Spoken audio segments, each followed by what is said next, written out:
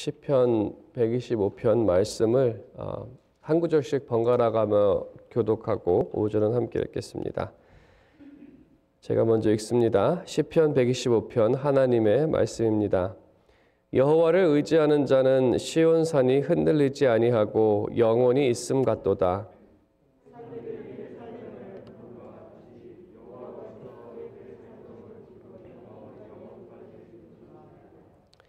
악인의 규가 의인들의 땅에서는 그 권세를 누리지 못하리니 이는 의인들로 하여금 죄악에 손을 대지 아니하게 함이로다.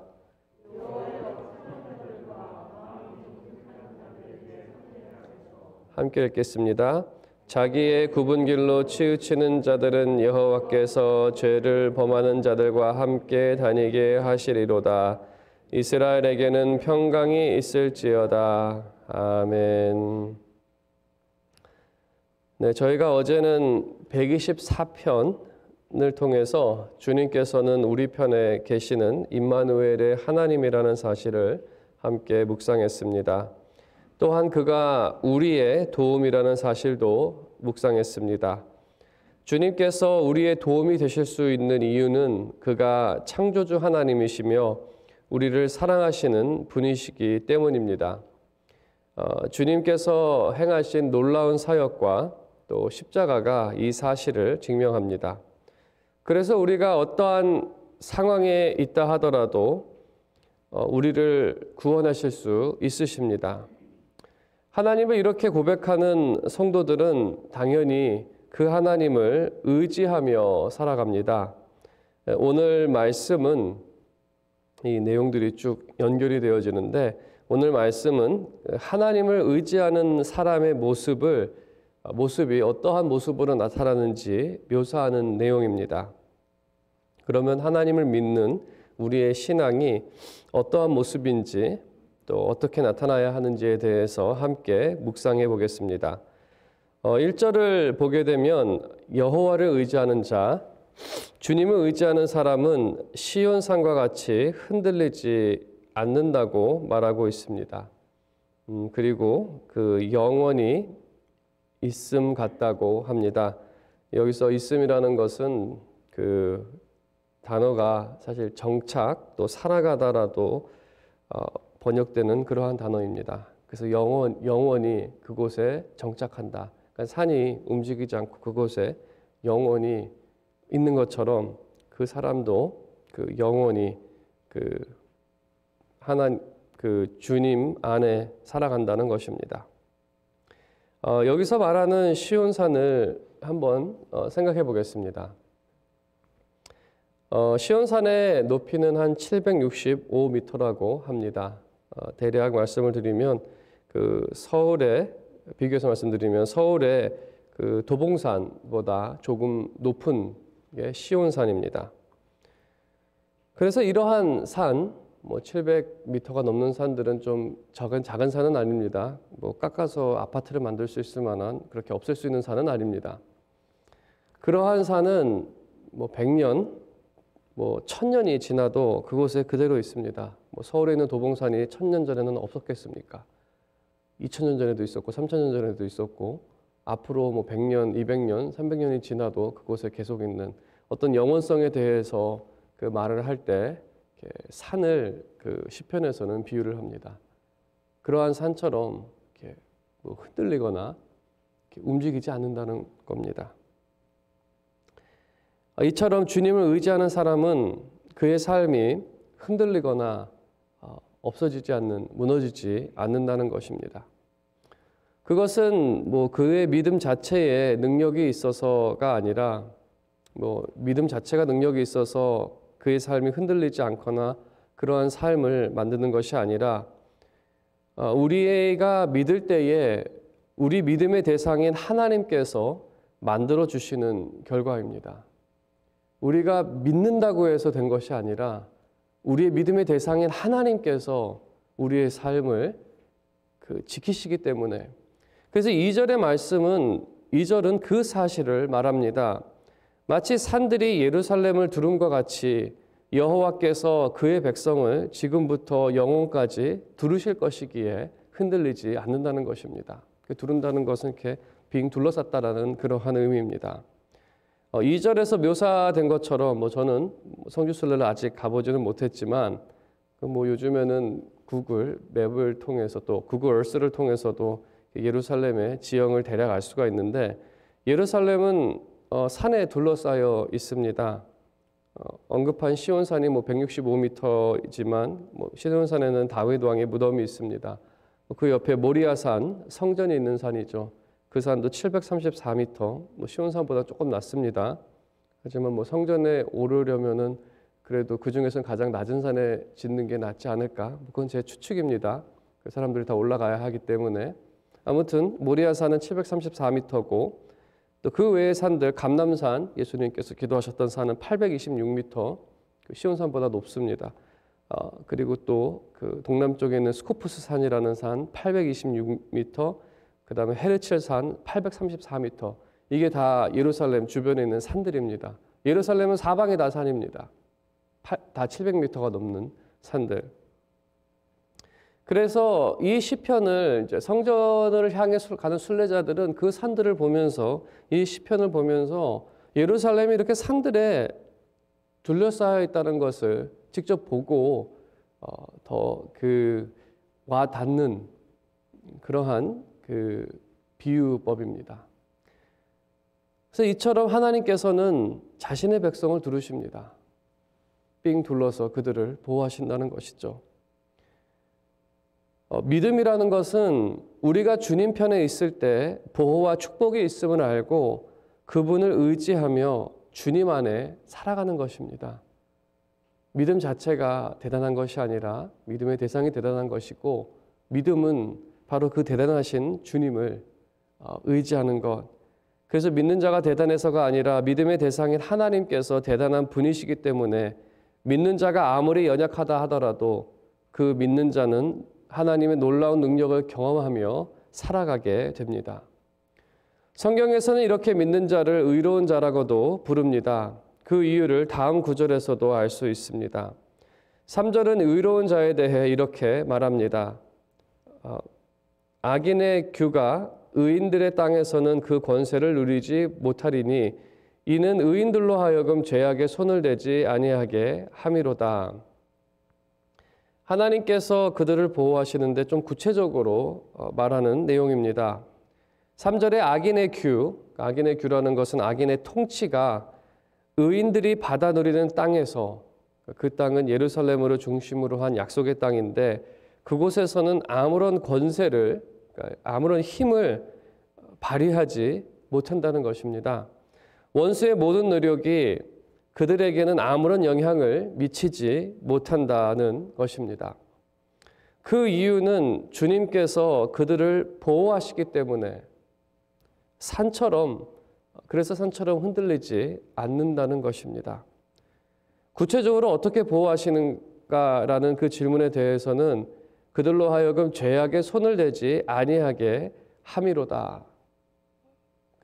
죄악으로 인도하지 않는다는 것이죠. 우리가 조금 묵상해서 생각을 해본다면 우리는 그리스도를 믿음으로 의인이라 칭함을 받았습니다. 또한 하나님께서는 성령을 주셔서 우리로 하여금 죄악에 손을 대지 못하게 하시고 성령의 인도를 받아 의의 열매를 맺으며 살아갑니다. 하지만 우리가 우리의 신앙을 생각해 보면 육신을 갖고 이 세상을 살아가는 동안에는 늘 이렇게 분쟁이 일어납니다. 분명히 성령의 소욕이 있습니다. 성령은 우리로 하여금 죄를 멀리하고 의를 사모하며 의에 대한 열정을 품게 만듭니다. 하지만 우리가 아담으로부터 받은 이 육신을 갖고 이 세상을 살아가는 동안에는 내적으로 어떠한 분쟁이 일어납니다. 그것을 영적 전쟁이라고 하죠. 하나님의 말씀에 순종을 할 것이냐, 안 할 것이냐, 하나님 말씀을 들을 것이냐, 세상의 말을 들을 것이냐, 참 선지자, 거짓 선지자의 말, 이러한 분쟁이 일어납니다. 하지만 무엇보다도 우리를 힘들게 하는 순간은 시편에서도 언급되어 있지만 이 세상에서 그 악인의 형통을 볼 때가 있고 그리고 의인의 불행을 볼 때도 있다는 것입니다.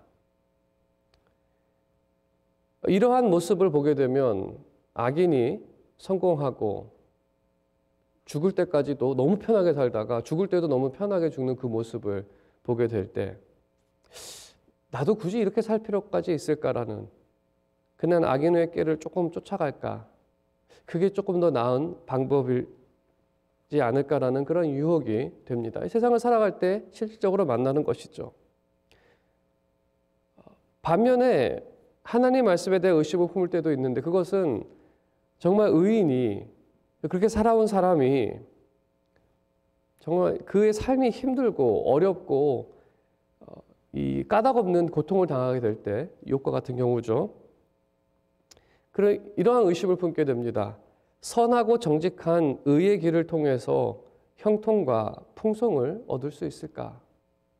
이게 실질적인 질문입니다. 이 세상을 살아가는 그 사람들의. 목회자의 염려도 그러한 것이죠. 악인들의 성공, 세상을 보게 되면 성공한 사람들 많습니다. 대부분이 다 그렇게 건전한 사람들은 아닌데, 악인들의 성공과 안락한 삶을 보면서 그들이 유혹을 받지 않을까? 선한 길을 포기하지 않을까? 생명의 길, 축복된 길을 포기하지 않을까라는 염려가 있고, 또 까닭 없는 고통으로 인해서 혹시나 주님을 부인하고 신앙을 포기하지 않을까라는 걱정이 생기기도 합니다. 그래서 시편 기자는 하나님의 백성과 성도들을 위해서 이렇게 기도를 합니다. 4절에 여호와여 선한 자들과 마음이 정직한 자들에게 선대하소서. 이것은 이제 선하게 산 사람들에게 그대로 갚아달라는 그러한 기도입니다. 그리고 5절 상반부도 사실은 기도인데, 반면에 정직하지 않고 굽은 길로 치우치는 자들은 죄인들과 함께 살게 하소서. 잠시죠. 그 죄인들과 함께 잠시 살게 하소서. 사실 죄인들과 함께 살면 서로가 괴롭습니다. 그 이유는 죄인들이라는 것은 자신의 이속만을 챙기는 사람들이기 때문에 서로를 이용하고 서로 앞에서 서로 자랑하고 또 남을 깔보고 그래야 자기가 높아지는 것 같고, 이용 가치가 없는 사람은 버리고, 또 그렇게 되지 자신이 그렇게 될까 염려하며 좀 비참한 삶이죠. 죄인들은 아무리 서로가 성공했다 그래도, 눈에 보이게 성공했다 그래도 서로 같이 살면 서로 비참합니다. 그럴 수밖에 없습니다. 왜냐하면 일속만 챙기는 사람들이기 때문에. 그래서 이러한 어떤 결과적으로 봤을 때 하나님께서 이 기도를 들으셨을 때, 치우친 자는 괴로움을 당할 때 그들에게 다시 주님께로 돌아올 기회가 주어집니다. 이건 아닌 것 같다라는. 그리고 그 선한 자가 하나님의 선대함을 받게 되었을 때 또 결과는 선하고 정직한 신앙인은 지속적으로 그 길을 추구하게 됩니다. 정말로 하나님께서 이 길을 축복하시고 나와 함께 하신다는 그 확신이 이 길을 더 추구하게 만든다는 것입니다. 우리의 신앙생활을 보게 되면 우리의 정직하고 선한 마음, 신앙인들은 적어도 정직하고 선한 마음이 있습니다. 있어야 됩니다, 당연히. 성령을 받은 사람들인데 그렇지 않을 수는 없습니다. 단지 이 땅을 살아가면서 우리의 마음이 마치 흔들리는 것만 같은 그러한 순간이 있는 뿐이죠. 우리의 정직하고 선한 마음, 그리고 그 가운데 나타나는 선행이 하나님 보시기에는 완전하지는 않을 것입니다.